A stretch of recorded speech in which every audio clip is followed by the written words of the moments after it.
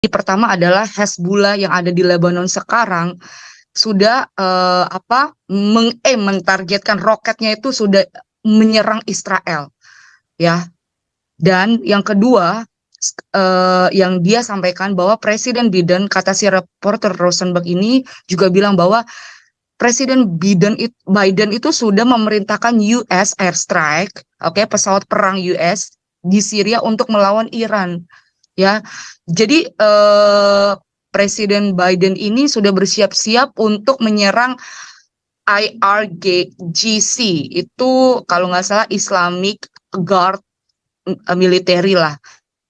Nah, jadi dia bilang dia kaget reporter ini. Ini pertama kalinya bahwa Presiden Biden itu memutuskan untuk action, dia bilang, untuk melawan Iranian position, ya, taken action, ya. Jadi sudah ada aksi dari pemerintah US karena dia itu berjaga-jaga kalau ada perkembangan pergerakan di Iran, di Syria, ya. Itu kedua. Ketiga, terus ada perkembangan pergerakan lagi akibat Hamas Gaza ini. Rusia malah mengundang leader Hamas dan leader Iranian official datang ke Moskow, ya. Jadi Rusia malah mengundang senior Hamas, senior Iran leader to Moskow, dan dia bilang, Israel mengatakan, ketika Israel tahu, dia langsung bilang, we condemn this invitation. We condemn, tahu ya artinya condemn this invitation. Kita benar-benar condemn Rusia mengundang Iran leader Moskow yang malah mengundang ke negara dia. Itu berarti artinya melegalkan perbuatan teroris yang dilakukan oleh Hamas. Jadi yang saya salut dari perkataan ini, Israel ini, dia bilang bahwa kalaupun kita menang dalam perang, dalam war Hamas Gaza, ancaman memang akan datang lebih besar dan kita akan siap melawan, dia bilang. Jadi sekarang itu diberitakan bahwa ada 150.000 sampai 200.000 roket rudal, ya, dari Hezbollah yang siap-siap menargetkan Israel. Ya, mati bareng, mati sama-sama. Ngeri ya, saudara ya. Oke, tanya silakan. Oke, shalom semuanya. Thank you, Pastor Pak. Pastor Pak, saya mau share screen dong. Ya, silakan. Oke, thank you. Oke, thank you teman-teman semua. Saya mau share ya sebagai informasi juga ya.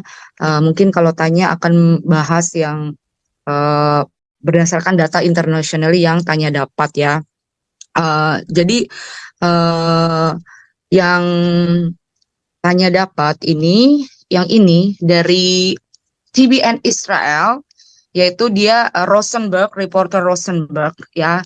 Jadi ternyata perang antara Hamas Gaza, perang Israel Gaza ini menimbulkan suatu developing movement gitu, ada pergerakan, ya. Yang pertama dia bahas banyak banget, dia bahas nggak hanya cuma satu yang terjadi. Ini yang terjadi pertama adalah Hezbollah yang ada di Lebanon sekarang sudah mentargetkan roketnya itu sudah menyerang Israel, ya.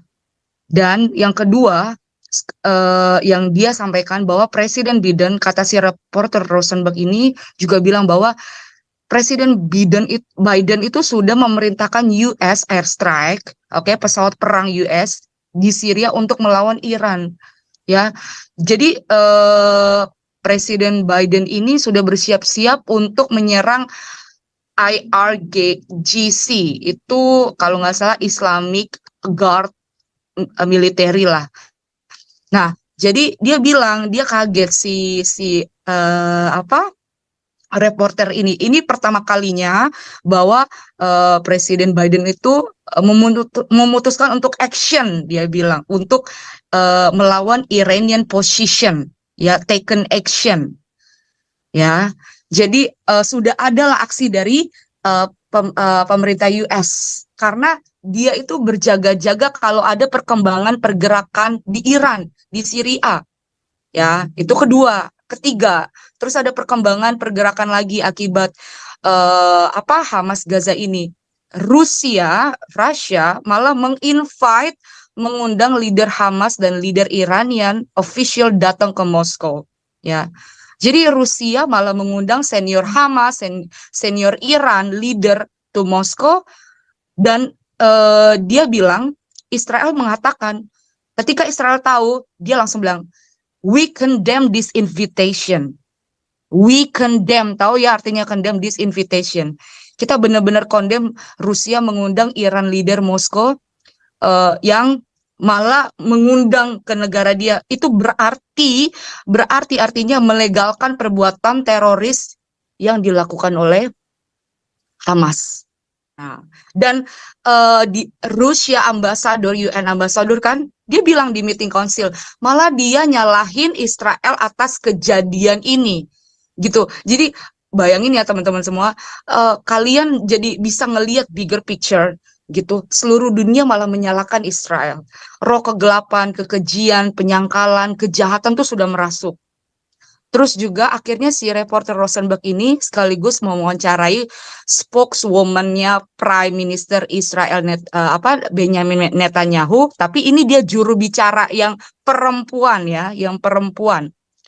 Dia bilang gini, dia itu sambil acara gitu ya, host gitu, kayak memberitakan sesuatu bahwa acara, ternyata pas diwawancara ada bunyi siren. Dia lagi di Israel saat ini ya, siren. Bayangin, dia menyampaikan begini, kami telah suffered menderita. Ada 8.100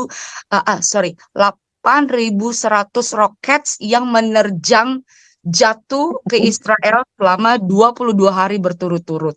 Ya, dia bilang bahwa roket itu jatuh, berarti kalau kita bisa hitung satu hari itu bisa lebih dari ratusan, bisa ribuan roket.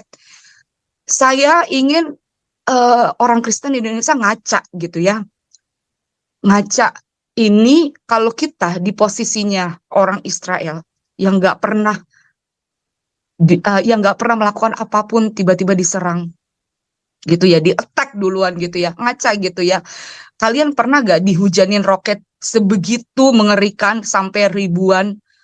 Dan yang saya lihat orang Kristen Indonesia malah hanya diem 1000 bahasa ketika persekusi itu terjadi di Indonesia.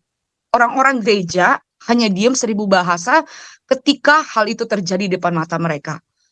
Orang-orang gereja tidak mengajarkan kita bagaimana kita melawan terhadap pembohongan publik, pembodohan, terhadap persekusi, ya, tidak melawan bagaimana orang yang memutarbalikkan fakta, malah ya udah diemin aja, biarin aja. Saya nanya, emang ketika Israel diserang Hamas, emang dia ya udah biarin aja, diem aja, biar Tuhan yang balas? Itu yang saya sering temukan kebanyakan di orang Kristen Indonesia. Jadi saya ingin ngaca gitu loh, ngaca terhadap diri kita sendiri, terutama orang-orang Kristen ini ya. Orang gereja cuma bungkam mulutnya, nggak bersuara gitu. Tindakan kalian itu hanya bungkam, dan iman tanpa perbuatan itu mati. Saya serius berkata seperti ini, karena bayangkan ya, udah dihujani oleh roket, dia di Arab Peninsula. Kalian bayangin, ancaman tersebut itu bukan hanya dari Hamas sendiri Gaza, tetapi ternyata dari Lebanon, Hezbollah, Iran, dan bahkan Irak, itu kata reporternya. Dan sekarang ada Yemen dari Houthi yang akan menyerang Israel, ya. Jadi yang saya salut dari perkataan ini, Israel ini, dia bilang bahwa kalaupun kita menang dalam perang, dalam war Hamas Gaza, ancaman memang akan datang lebih besar dan kita akan siap melawan, dia bilang. Jadi sekarang itu diberitakan bahwa ada 150.000 sampai 200.000 roket rudal ya dari Hezbollah yang siap-siap menargetkan Israel. Dan meskipun Israel tahu ancaman yang besar itu akan datang dari seluruh penjuru yang membenci dia, yang ingin Yahudi musnah, karena dia adalah satu-satunya bangsa Yahudi, ya. Di akhir pembicaraan dia bilang begini, yang bikin saya benar-benar berema firman Tuhan itu dalam hati saya bahwa please pray for us, please pray for the family of IDF soldiers, and we believe is our God is our protector. And we trust in God alone. Dan dia bilang, yang menyelamatkan kami is Yeshua HaMashiach. Itu saya langsung merinding, saya langsung sedih banget. Karena kan kalian bayangin Israel itu sudah berdarah-darah. Udah banyak dibunuh. Kita bisa selamat karena dicangkokkan dari mereka. Iman orang Yahudi, iman bangsa Israel, iman Abraham. Tapi kok miris sekali ya, orang-orang Kristen di Indonesia ini buta, tidak bisa melihat hal-hal yang jelas ada yang terjadi di Israel, mukjizat terjadi di bangsa Israel. Setiap perang, yes, dia selalu menang karena ada Yeshua HaMashiach yang bersama mereka. Karena Mesias kita sama kok. Ya, Israel sudah berdarah-darah, ya, dan kitalah yang pegang sertifikat tanah mereka seperti Pastor Paul bilang. Mungkin nggak bilang Yeshua HaMashiach kali mereka. Iya. Bukan Mesia. Yeshua HaMashiach dia bilang begitu. Siapa itu? Si Yeshua HaMashiach. Jadi di Tibian Israel si siapa namanya Oh, di itu ID. memang TV Kristen. TV Kristen buat Israel TBN ya. Oke, dari Kristen iya dia bilang kayak Iya, gitu. TBN. Jadi thank you Pastor Paul Dean. Jadi dia bilang Yeshua HaMashiach, dia bilang. Jadi ya saya ingin apa ya kayak coba kita ngaca lah gitu ya. Padahal Israel itu sudah bertubi-tubi diserang, terus ya bertubi-tubi malah UN malah nggak mendukung ya. Udah dia jenuh, dia nggak capek tuh Israel, dia nggak jenuh, dia nggak capek, dia melawan kegelapan gitu loh. Kok maksud saya kok iman yang kita punya tuh beda banget ya. Iman kita kok tuh terbungkam mulutnya orang-orang Greek ini gitu. Jadi apalagi yang tadi saya katakan tadi perkataan ya udahlah mengalah aja biar nanti Tuhan yang balas. Maksud saya emang Israel berkata seperti itu kah ketika Hamas menyerang? Ya kan? Karena ideologi dari Islamis jihadis itu harus dilawan, dihancurkan. Jadi saya teringat banget nih waktu itu saya teringat tentang ada pendeta bilang ke saya bahwa kita di Efesus berapa itu kita itu melawan yang tadi Pastor Paul bilang melawan pemerintah, melawan ini, melawan bukan melawan darah dan daging ini. Tetapi ternyata yang pendeta itu maksudkan yang saya tangkap, bukan saya tangkap sih, dia itu jadi misalkan ya ada orang kerasukan, kita tuh melawan itu loh tanya. Kita tuh melawan orang-orang makhluk gaib, makhluk halus. Lo enggak loh ternyata. Kita tuh melawan ideologi ini. Intimidasi ini. Yang berwujud manusia, bukan berwujud makhluk halus. Gitu loh. Itu loh. Jadi kayak menurut salah tafsir gitu. Salah tafsir banget. Banyak yang salah tafsir dari pendeta-pendeta di Indonesia yang saya temui ya, jawaban mereka pasti dikiranya itu makhluk-makhluk halus, makhluk gaib, kita berperang oleh itu. Jadi bukan berperang oleh itu ya, teman-teman, kita bisa melihat sekarang apa yang terjadi di dunia ini. Jadi saya nggak mengerti sama orang-orang Kristen yang seperti itu hanya bungkam ya. Dan iman yang dia punya itu iman Abraham atau iman siapa? Gitu. Terakhir, Hamas leader itu official udah berkata bahwa Israel must be finished ya, must be finished berarti benar-benar ya kebencian Hamas ini ya benar-benar udah dia cuma refugee udah dikasih apapun gitu ya, tapi dia bilang Israel must be finished, harus dimusnahkan dari muka bumi ini ya. Dan kalaupun Israel menang melawan Hamas di Gaza, pasti akan ada pergerakan wilayah lain seperti Iran, Irak, udah ratusan ribu meluncurkan roketnya ke Israel. Jadi menurut jangan diam gitu loh. Kita itu jangan diam teman, kita melawan yang ada yang di kehidupan kita sehari-hari, bukan ya udahlah biarin aja gitu. Jadi kalaupun Israel menang, dia bilang Israel bakal menjadi paling powerful dan super power di seluruh dunia. Kalau dia berhasil mengalahkan Gaza, dan dia berhasil mengalahkan yang lain, Iran, Lebanon, Irak, Yemen, Houthi. Terus si reporter Rosenberg ini juga bilang, kalaupun Israel kalah, dia tuh wanti-wanti gini, ya, kalaupun Israel kalah, ya ini yang mungkin di TBN Israelnya orang Kristen yang seperti Pastor Paul bilang, kalaupun Israel kalah, pasukan Israel lumpuh, itu kata dia. Jika memang nanti Russia malah part of attacking, ya, mengambil bagian menyerang Israel, karena kan udah mengundang kan si Russia itu kan, si Rusia ya.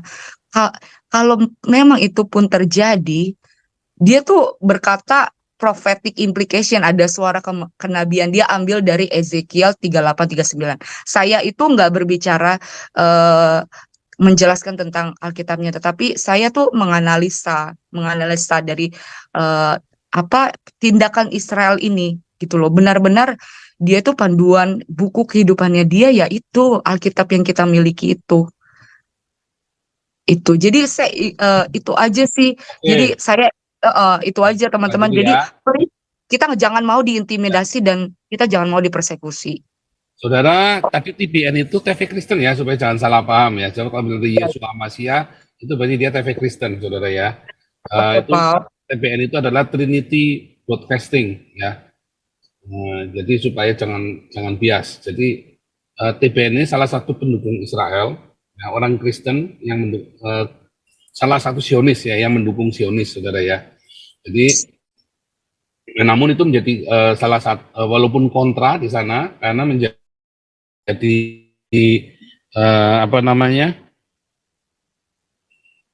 orang-orang Kristen di Israel ini caranya kasar penginjilannya, saudara ya. Dan saya nggak setuju cara mereka memberitakan Injil, saudara ya. Mereka langsung di saya mau share sebentar. Tapi yang TBN Israel ini emang dia pro Israel ya, Pastor Paul? Ya, pro Israel ya. Iya. Ya, jadi ini TBN ini memang pro Israel ya, semua itu termasuk Zionis, beberapa gereja karismatik juga ya. Cuman yang memang menjadi keberatan bagi orang Israel adalah cara penginjilan mereka kasar. Ya mereka langsung kamu itu nggak mau surga, kamu nggak selamat. Nggak salah. Orang Yahudi itu selamat masuk surga, saudara ya, karena punya Torah dan melakukan Torah, mereka percaya. Justru itu kalau Tuhan tidak berserta mereka, nggak akan ada negara Israel. Ya, doanya mereka didengar. Mereka berdoa kepada Yehova, didengar, saudara. Nah, hanya mereka akan punya upaya yang lebih keras daripada orang-orang yang percaya Yesus. Bahkan orang gereja juga belum tentu selamat, karena Yesusnya berbeda. Orang gereja Yesusnya berbeda, jadi hati-hati juga. Jadi kita harus menyingkirkan agama ya dari kehidupan kita, saudara ya. Itulah sebabnya saya mudah diterima oleh orang-orang Yahudi ini ya. Orang-orang Yahudi, saya banyak sekali menginjil kepada orang Yahudi karena saya tidak malah saya bilang kamu tidak perlu jadi Kristen. Nah, kamu percaya kepada Yesus yang saya sembah, ya, yang saya mengenal Yehova itu dari sosok Yesus. Kalau saya tidak percaya Yesus, ya Yesus yang mana yang kamu tidak percaya? Saya percaya Mesias, ya kamu selamat. Karena Yesus berkata, percayalah kepada perbuatan-perbuatanku. Ya, langsung mengembalikan orang-orang Yahudi kepada Torah.